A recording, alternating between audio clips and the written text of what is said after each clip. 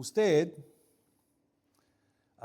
que tiene una deuda con el banco y que lo tiene preocupado. Y una de estas deudas que no le deja dormir por las noches. Hasta que un día, un familiar cercano lo llama por teléfono y le dice: hermano, cuñado, cuñada, quiero que sepas que fui al banco esta mañana y hablé con el gerente y pagué todo lo que le debías. Así que la deuda está saldada por completo, ya no le debes nada. Usted no lo puede creer. Le pide que lo repitas. Y cuando finalmente lo asimila, siente que un peso enorme ha sido quitado desde los hombros, ¿verdad? Y esa noche duerme tranquilo por primera vez, recuperando anche la noche que no durmió anteriormente. Pero unos días después, alguien se acerca a su puerta y un hombre bien vestido, con una carpeta en su mano y una expresión muy seria en su rostro, y se presenta como el representante del banco y le dice: mire, entiendo que su deuda ha sido cancelada, pero el banco tiene ciertos requisitos adicionales que usted todavía debe de cumplir, y estos requisitos no son negociables, aunque la deuda ha sido cancelada. Si no lo cumple, o comunque si no cumple estos requisitos, no podrá disfrutar plenamente de los beneficios que se le pagó esta deuda. Wow, usted tiene el recibo en su mano y dice: pero mira, acá ya se canceló todos. Y el otro saca su contrato y dice: mira, acá no leíste esta parte. Entonces, ¿qué pasa con usted? Quizás se le queda duda, pero este hombre habló con tanta seguridad y con tanta autoridad que a punto usted empieza a dudar, que quizá el pago no fue suficiente. Empieza a pensar: ¿y si tiene razón? ¿Y si el pago no ha sido suficiente? ¿Y si todavía sí tengo que hacer algo?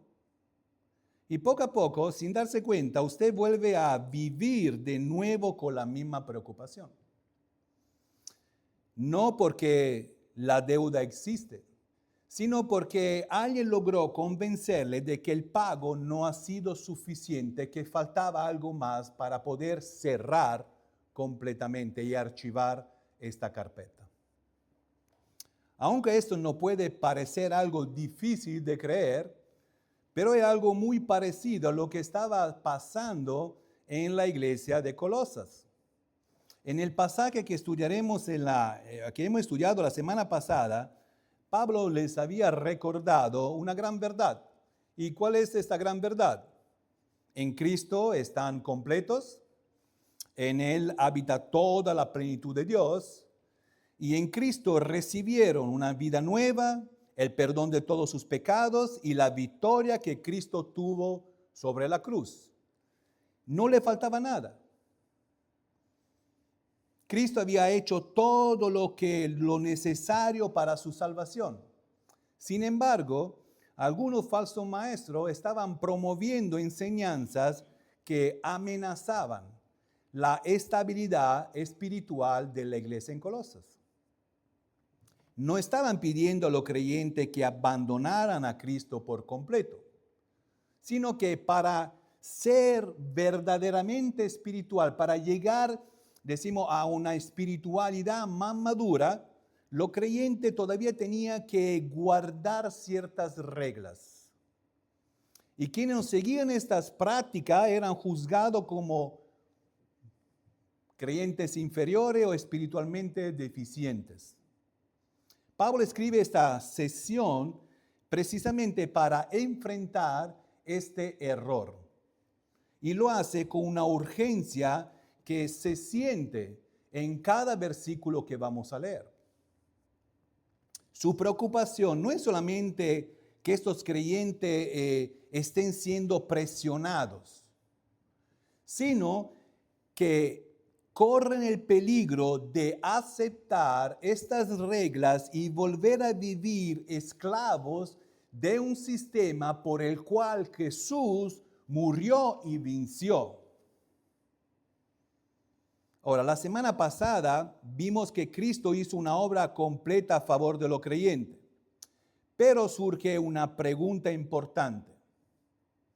Si Cristo ya hizo todo lo necesario para nuestra salvación, ¿qué debemos hacer cuando otros intentan imponernos reglas que Dios nunca estableció? Esa es precisamente la situación que Pablo abordará en el tema de esta mañana. Por eso en Colosenses, el pasaje que vamos a mirar hoy día es Colosenses capítulo 2, versículo de 16 al versículo 23. Pablo les dirige 3 advertencias directas. Cada una de ellas desenmascara una estrategia diferente de estos falsos maestros que estaban utilizando para apartar a los creyentes en Colosas de la suficiencia de Cristo. Y con esto en mente, observemos esas 3 advertencias que siguen siendo tan necesarias hoy como lo fueron en Colosas. La primera, no permita que nadie lo juzgue por lo que Cristo ya cumplió. Versículos 16 y 17. Segunda, no permita que nadie le quite lo que tiene en Cristo. Versículos 18 y 19. Y la tercera, no regrese a una esclavitud de lo que Cristo lo liberó. Versículos 20 a 23. Entonces, si todavía no lo hicieron, por favor, le pido que abran su Biblia en Colosenses capítulo 2 y para dar lectura de los versículos 16 y 17. Colosenses 2, yo voy a leer, ustedes me acompañan en los versículos 16 y 17. Así dice la palabra de Dios. Por tanto, nadie os juzgue en comida o en bebidas o en cuanto a día de fiestas, luna nueva o día de reposo. Todo lo cual es sombra de lo que ha de venir, pero el cuerpo es de Cristo. Vamos a orar.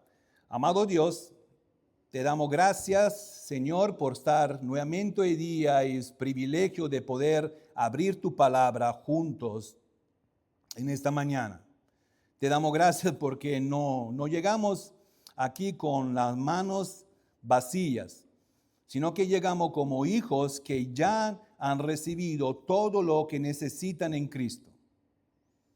Llegamos confiados en la obra perfecta que tú realizaste por nosotros, sabiendo que nuestra deuda fue pagada por completo en la cruz. Pero, mi Dios, confesamos que a veces permitimos que voces equivocadas siembran duda en nuestro corazón. Por eso te pedimos que al abrir tu palabra en esta mañana, prepare nuestro corazón para escucharla con toda humildad y obediencia.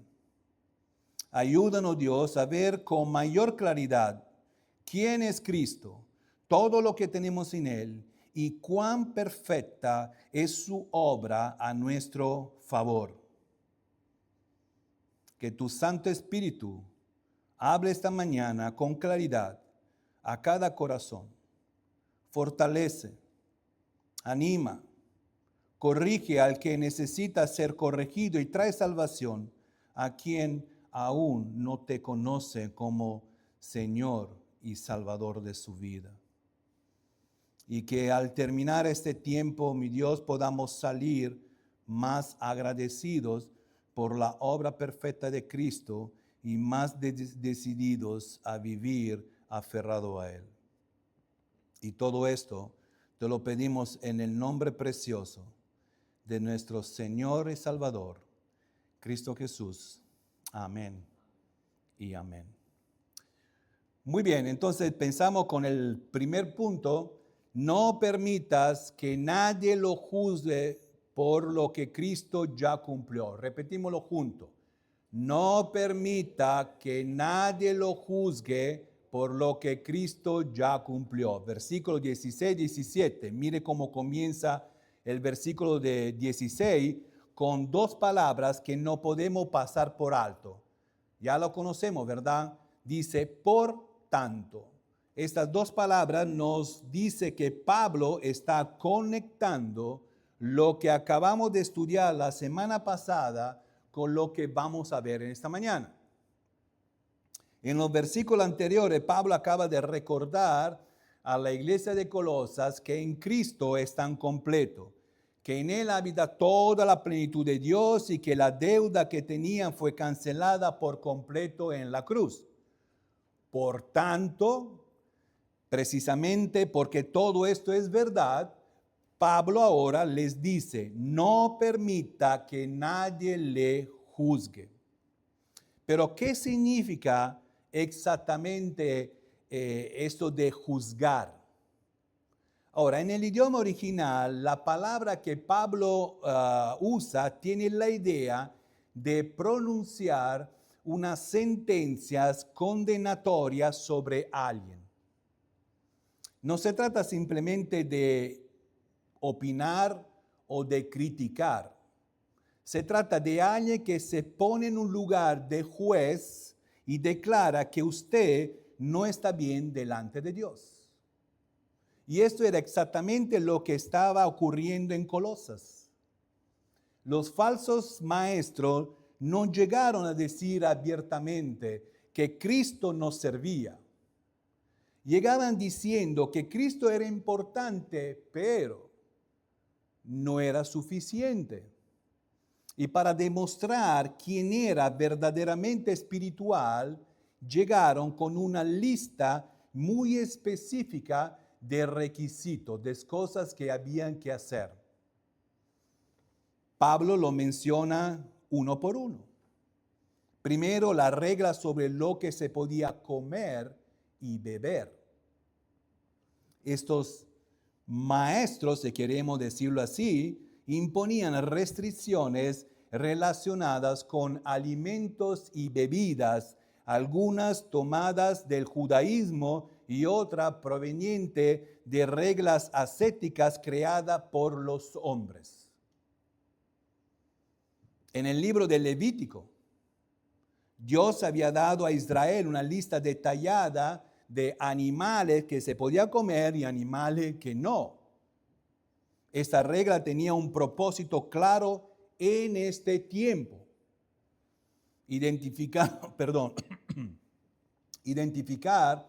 a Israel como el pueblo de Dios y separarlo de las naciones que le rodeaban. Era un propósito en ese momento. Pero ahora los falsos maestros tomaban esta misma regla y la usaban como vara de medir. Si una persona no seguía estas reglas, era juzgada y considerada espiritualmente deficiente. Faltaba todavía para ser más espiritual. Lo que estos maestros no habían entendido es que el propósito, es que el propio Jesús había declarado limpios todos los alimentos. Y eso lo podemos ver en Marcos capítulo 7. El Señor dijo con toda claridad, nada hay fuera del hombre que entre en él que le puede contaminar. Nada hay fuera del hombre que entre en él que le pueda contaminar. Y Pablo mismo le recordó a los romanos que el reino de Dios no es comida ni bebida, sino justicia, paz y gozo en el Espíritu Santo, en Romanos 14, versículo 17. Además, la regla sobre los alimentos, Pablo menciona también los días religiosos. Mire cómo sigue el versículo 16. o en cuanto a días de fiesta, luna nueva o días de reposo. Estas observancias también venían del calendario religioso en el Antiguo Testamento. Las grandes fiestas anuales como la Pascua, el día del Pentecostés y los tabernáculos. Las celebraciones o la celebración de la luna nueva al comienzo de cada mes y el sábado semanal, toda esta observancia habían sido dadas por Dios al pueblo de Israel con un propósito muy específico dentro del plan de salvación. Eran señales que apuntaban hacia algo más grande que estaba para venir. Pero los falsos maestros la imponían sobre los creyentes, diciéndoles que si no le guardaban, no eran suficientemente espirituales, suficientemente maduros. Y aquí es donde Pablo hace una de las afirmaciones más poderosas de toda la carta. Mire lo que dice el versículo 17. Todo lo cual, dice, es sombra de lo que ha de venir, pero el cuerpo es de Cristo. Pablo usa una imagen que cualquiera persona puede entender. Cuando usted ve la sombra de una persona en el suelo, esa sombra le dice que hay alguien cerca. O a veces miramos nuestra misma sombra. Le da una idea de su forma, de su tamaño, pero nadie confunde la sombra con la misma persona. Son cosas distintas. Una cosa es la sombra, una cosa es la persona. ¿Ok? Las sombras apuntan a algo real, pero la sombra no es la realidad. Da la sombra yo no puedo ver si la persona tiene cabello castaño, negro, ojos celestes, su estatura. ¿Me entiende, verdad? Esto es exactamente lo que Pablo está diciendo sobre toda esta regla, fiesta y ceremonias en el Antiguo Testamento. Dios las estableció para señalar hacia adelante, hacia una realidad mayor que aún estaba por venir. Y esta realidad, dice Pablo, es Cristo. Cuando Cristo llegó, las sombras cumplieron sus propósitos. Y esto es precisamente lo que hace tan absurdo lo que estos falsos maestros estaban enseñando. Observen el contraste que Pablo presenta. Los falsos maestros decían, guarden esta regla para ser espirituales. Pablo responde, esta regla era sombras, pero Cristo es realidad. Los falsos maestros decían, si no observan estos días, no están bien delante de Dios. Pablo responde, Cristo ya cumplió todo lo que estos días señalaban. Todavía, hoy existen iglesias que intentan medir la espiritualidad mediante reglas, tradiciones humanas o prácticas religiosas. Pero el creyente debe recordar que su aceptación delante de Dios descansa únicamente en la obra perfecta de nuestro Señor Jesucristo en la cruz. Por eso Pablo dice, por tanto, nadie os juzgue. No permita que nadie lo juzgue por aquello que Cristo ya cumplió. No permita que nadie añada requisitos donde Cristo ya declaró su obra consumada. No permita que nadie le robe la libertad que Cristo compró para usted en la cruz. Y aquí llegamos al punto número 2. No permita que nadie le quite lo que tiene en Cristo. Repítelo conmigo. No permita que nadie le quite lo que tiene en Cristo. Versículo 18 y 19. Ahora, Pablo, después de advertir a los creyentes que no permitan ser juzgados por observancias externas del Antiguo Testamento, del antiguo sistema ceremonial, Pablo lleva su exhortación, decimos, un paso más adelante. Ahora el peligro consiste en permitir que alguien lo aparte de la suficiencia de Cristo. Por esto Pablo comienza el versículo 18 diciendo, nadie os prive de vuestro premio. La expresión que Pablo utiliza era usada para describir la acción de un árbitro que descalificaba a un competidor y le negaba el premio que le correspondía. La imagen es muy fuerte.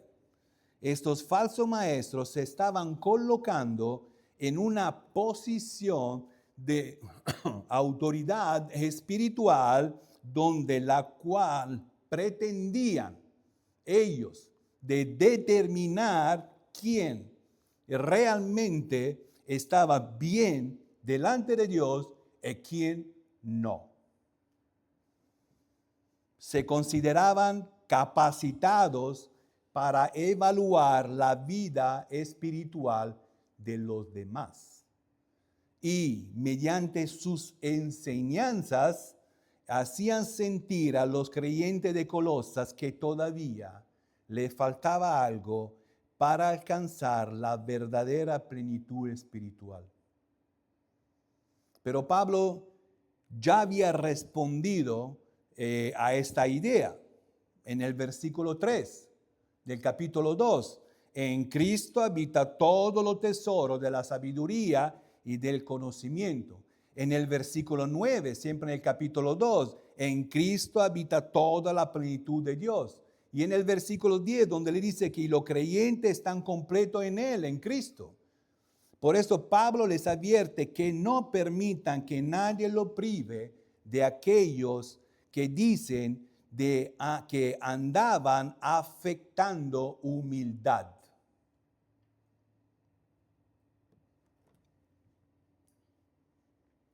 Ahora, cuando miramos estas frases, en cuanto recuerda, Pablo describe la apariencia de estos maestros, ¿ok? Y dice que andaban afectando la humildad.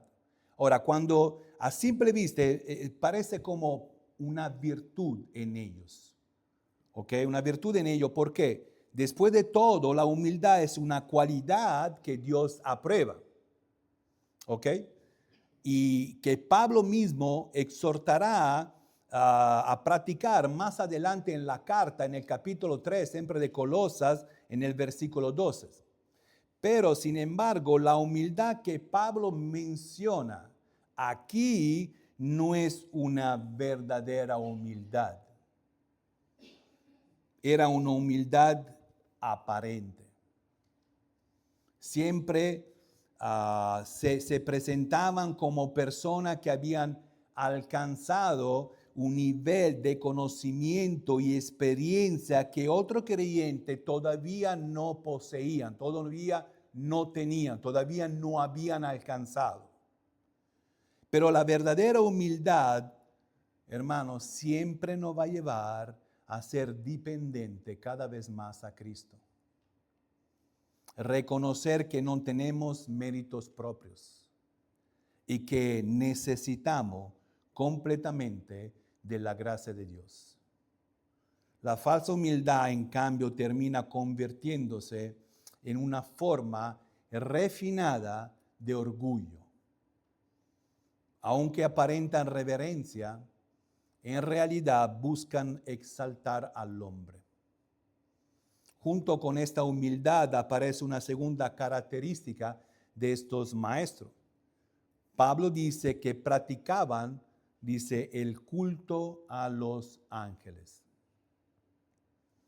No conocemos todos los detalles de esta práctica, pero sí sabemos que estaban atribuyendo a los ángeles una importancia del cual no le correspondía.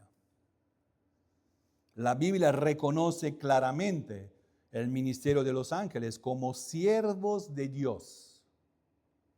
Sin embargo, nunca se le presenta como objeto de adoración en ningún momento, ni como mediador entre Dios y los hombres.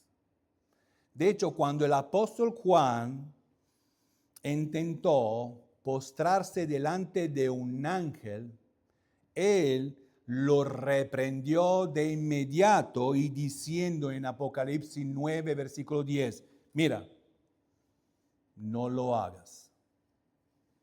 Yo soy consiervo tuyo. Adora a Dios. La razón es sencilla.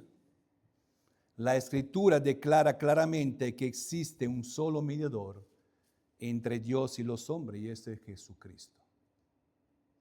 Por lo tanto, al introducir otro mediador para acercarnos a Dios, estos maestros estaban disminuyendo en la práctica la suficiencia de Cristo. Ahora, Pablo menciona además una tercera característica de estos hombres. Sigue diciendo en el versículo 18 que estaban entremetiéndose en lo que no ha visto. Entremetiéndose en lo que no ha visto. Es decir, se presentaban ellos como personas que poseían conocimientos y experiencias espirituales que el creyente común no tenía. De esta manera, pretendían establecer su autoridad y justificar sus enseñanzas. Sin embargo, Pablo no se deja impresionar por tales afirmaciones. Más bien, revela lo que realmente se esconde a través de ellos. Por eso dice que estos hombres, estaban vanamente hinchados por su propia mente carnal. Lo que aparentaban ser una experiencia superior con Dios tenía su origen en una mente dominada por la carne. Y finalmente Pablo llega a la raíz del problema. El versículo 10 dice que estos hombres estaban no haciéndose de la cabeza. ¿Qué quiere decir? Es decir, ¿por qué buscaban mediadores adicionales? ¿Por qué dependían de experiencias extraordinarias? ¿Por qué promovían sistemas religiosos complejos? El problema fundamental no era simplemente doctrinal o práctico, era un problema de relación con Cristo. Habían dejado de depender de Él como la única fuente de vida y crecimiento.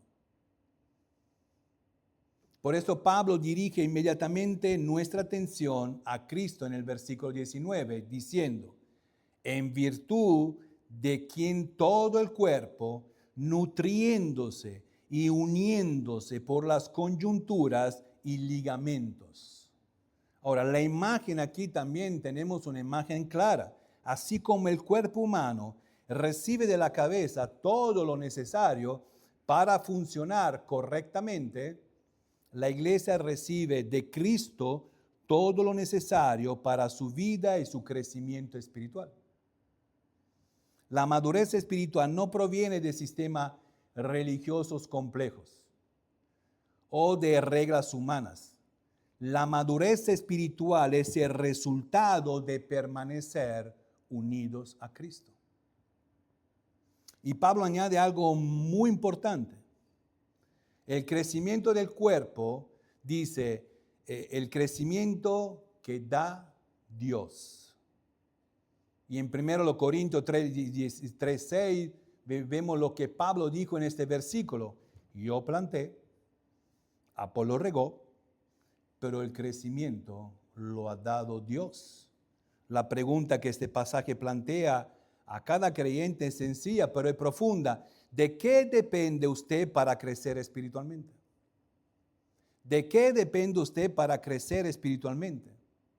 Y Pablo concluye recordando que el crecimiento, la madurez espiritual lo da Dios. Por eso dirige la atención de los colosenses a Cristo, la cabeza del cuerpo. Por tanto, no permita que nadie lo aparte de Cristo. No busque fuera de Él aquello que ya Dios proveyó en Él. Aférrese a Cristo, porque solamente así puede experimentar el crecimiento que Dios produce en su pueblo. Punto número 3. No regrese a una esclavitud de la que Cristo lo liberó. Repetímoslo juntos. No regrese a una esclavitud de la que Cristo lo liberó. Versículos 20 a 23. Pablo, después de que ha venido diciendo en esa sesión, ahora llega al clímax, al punto central de su argumento. El apóstol vuelve a colocar a los creyentes delante de una verdad fundamental de su unión con Cristo. Observe cómo comienza el versículo 20. Dice, pues, si habéis muerto con Cristo en cuanto a los rudimentos del mundo. Ahora, la expresión si habéis muerto no introduce como una duda. A ver, ¿he muerto o no he muerto? No está poniendo una duda, ¿ok? Pablo no está cuestionando si los creyentes han muerto en Cristo o no. No es esto el fin, sino más bien está recordándole una realidad que ya les había enseñado anteriormente. En los versículos 12-13, Pablo les recuerda que fueron sepultados con Cristo y resucitados con Él mediante la fe. Todo creyente ha sido unido a Cristo de tal manera que participa espiritualmente de los beneficios de su muerte y de su resurrección. Por esa razón, Pablo afirma que han muerto en cuanto a los rudimentos del mundo. Ya habían utilizado esta misma expresión en el versículo 8 para describir el sistema religioso humano que opera independientemente de Cristo. Se trata de los principios elementales sobre los cuales el hombre natural intenta construir su relación con Dios mediante reglas, ceremonias, tradiciones y esfuerzos humanos. Antes de conocer a Cristo, los creyentes vivían bajo ese sistema. Pero ahora, por medio de su unión con Cristo, han sido liberados de esta esclavitud. Por eso Pablo formula una pregunta que va al corazón del problema. Siempre en el versículo 20 dice, ¿por qué? Como si vivieseis en el mundo, os sometéis a preceptos. ¿Por qué? Como si vivieseis en el mundo, os sometéis a preceptos. La lógica del argumento es contundente. O sea, si ya han muerto con Cristo, ya no pertenece a ese antiguo sistema. Si Cristo lo ha liberado, ¿por qué vuelven a colocarse voluntariamente bajo aquellos mismos que lo que fueran liberados? Y la palabra os sometéis transmite la idea de colocarse bajo a estos decretos y estas ordenanzas. Los falsos maestros estaban intentando someter nuevamente a los creyentes a un sistema de normas humanas como medio para alcanzar una supuesta espiritualidad superior. Y para mostrar el carácter de ese sistema, Pablo resume su exigencia en el versículo 21, donde dice, no manejes, ni gustes, ni aún toques. La forma en que Pablo presenta esta prohibición resulta significativa. Todo el sistema de los falsos maestros giraba alrededor de restricciones externas. No hagas esto, no tienes que hacer aquello, cuidado con esto, cuidado con lo otro. Su espiritualidad era medida por una lista de cosas permitidas y cosas prohibidas. No toque esto. Oh, cuidado, no lo pruebes aquello. No se acerque al otro. La vida espiritual había sido reducida en un conjunto de regulaciones. Sin embargo, Pablo quiere que los creyentes comprendan que la verdadera santidad jamás puede reducirse a una lista de prohibiciones.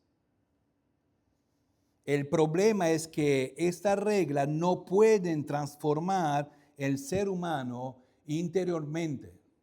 Son reglas externas que no transforman a la persona internamente. Pueden modificar ciertas conductas, sí, por un tiempo, lo pueden hacer, pero no tienen poder para vencer los deseos pecaminosos del hombre. Por eso continúa diciendo en el versículo 22, en conformidad a mandamientos y doctrinas de hombres. Aquí Pablo revela el verdadero origen de aquellas exigencias. O sea, de lo que estos maestros querían que tenían que hacer. No proveían en primer lugar de Dios. No eran mandamiento de Dios, eran mandamiento de enseñanzas humanas.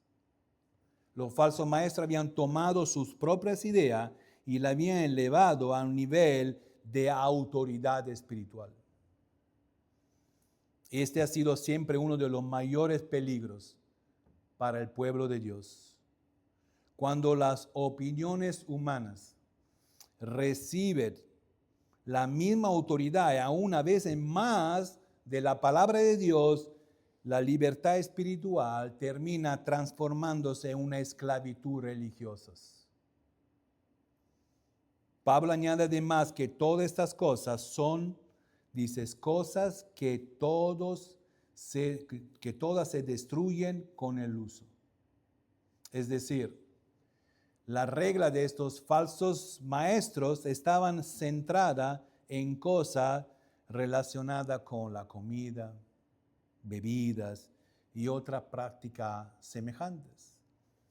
Son cosas pasajeras que pertenecen a esta vida y que desaparecen con el uso.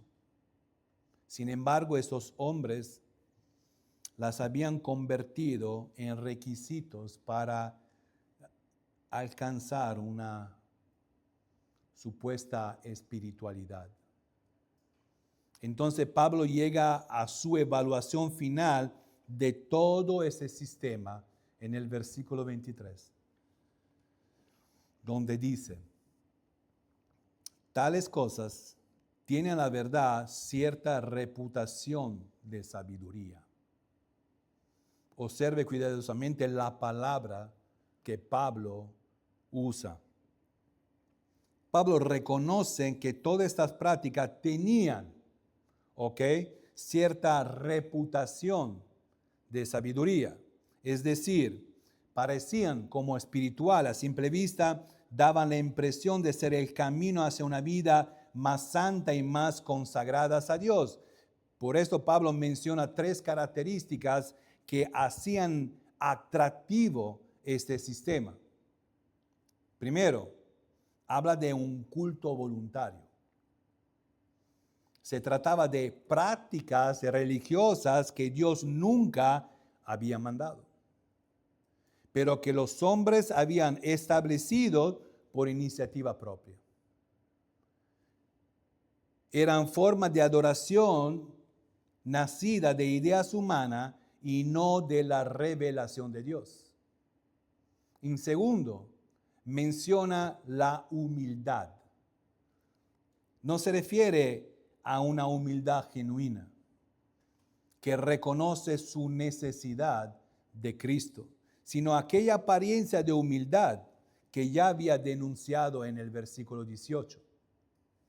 Era una espiritualidad que buscaba impresionar a otros mediante sacrificios y prácticas religiosas visibles. Y la tercera, habla de duro trato del cuerpo. Estos maestros pensaban que cuando más privaban al cuerpo de ciertas cosas, más espirituales llegaban a ser. Creían que la santidad podía alcanzarse mediante restricciones, privaciones y esfuerzos humanos. Todo esto producía una apariencia de sabiduría. Sin embargo, Pablo está a punto de mostrar que detrás de toda esta apariencia religiosa existe un problema fundamental. Pablo emite su veredicto final. Mire cómo dice el versículo 23. Pero no tiene valor alguna contra los apetitos de la carne. Y con esta palabra el apóstol desenmascara por completo el sistema de estos falsos maestros. Pablo no está diciendo que la disciplina personal es inútil, al contrario, es bueno. Si yo estoy en una condición que necesito disciplinarme para tomar una dieta, por ejemplo, no es malo. No estamos hablando de esto, ¿ok? Bien, lo que está diciendo es que las reglas humanas por sí mismas no pueden producir santidad. No es que porque yo necesito ponerme a dieta, me pongo a dieta, entonces soy más espiritual que ustedes. O sea, ¿me entienden lo que estoy diciendo, verdad? Ok. Pueden controlar cierta conducta externas, pero no pueden transformar el corazón ni vencer el poder del pecado, porque solamente Cristo puede producir esta transformación. Ahora, para terminar,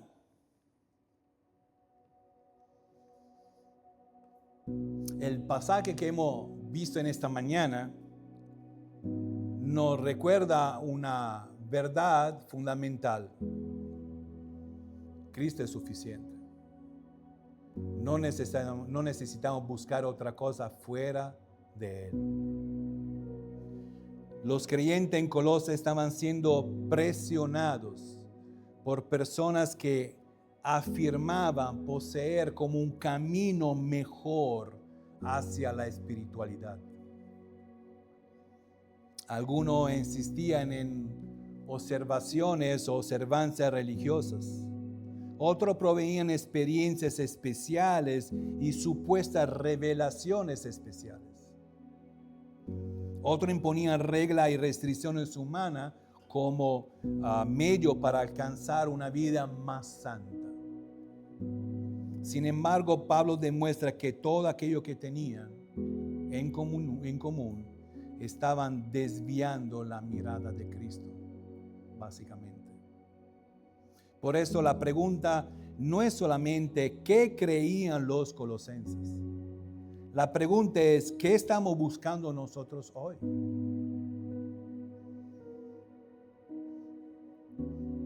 Este pasaje nos invita siempre a examinar nuestros corazones.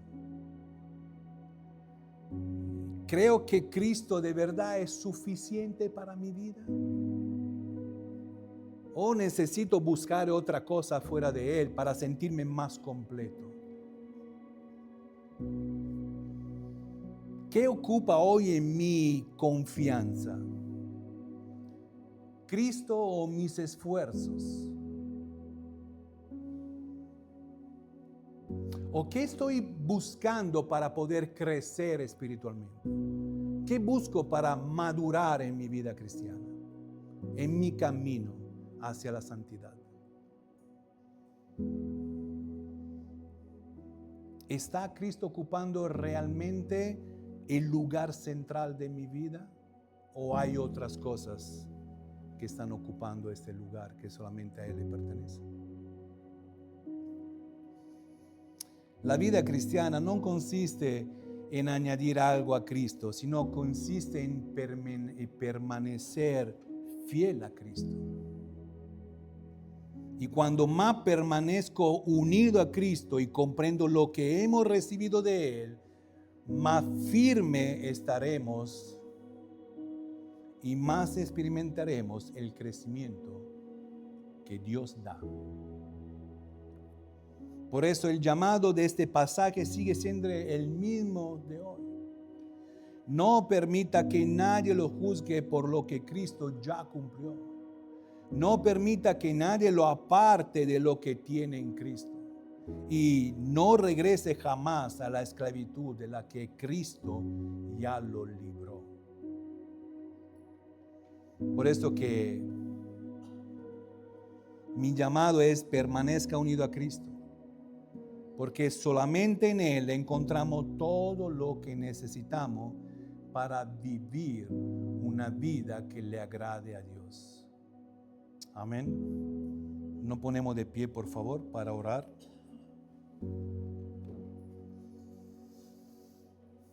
Padre Celestial, te damos gracias por tu palabra.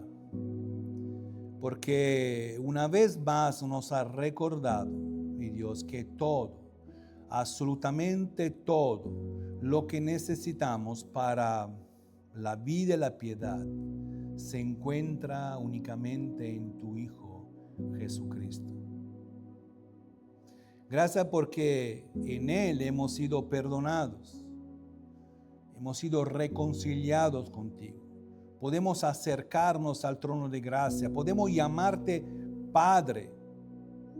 Hemos sido liberados de toda condenación.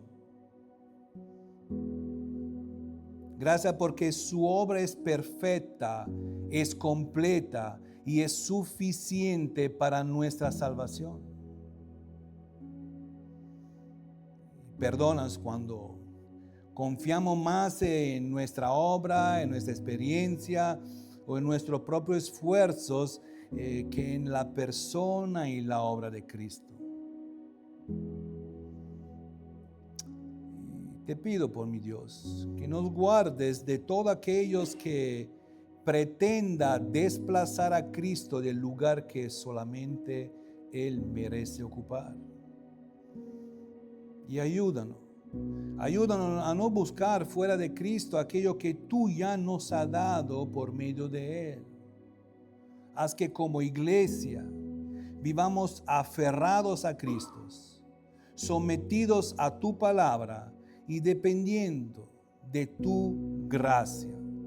Que nunca perdamos de vista que solamente tú produces el crecimiento, este crecimiento verdadero, este crecimiento genuino en la vida de tu pueblo, en la vida de tus hijos. Y si hay alguien aquí en esta mañana, mi Dios, que aún no ha confiado en Jesucristo para salvación, permite, mi Dios, que hoy reconozca que fuera de Él no hay esperanza, pero que en Él hay perdón, hay reconciliación y hay vida eterna. Te damos toda la gloria, porque de ti y por ti y para ti son todas las cosas. En el nombre de nuestro Señor y Salvador Jesucristo, oramos. Amén.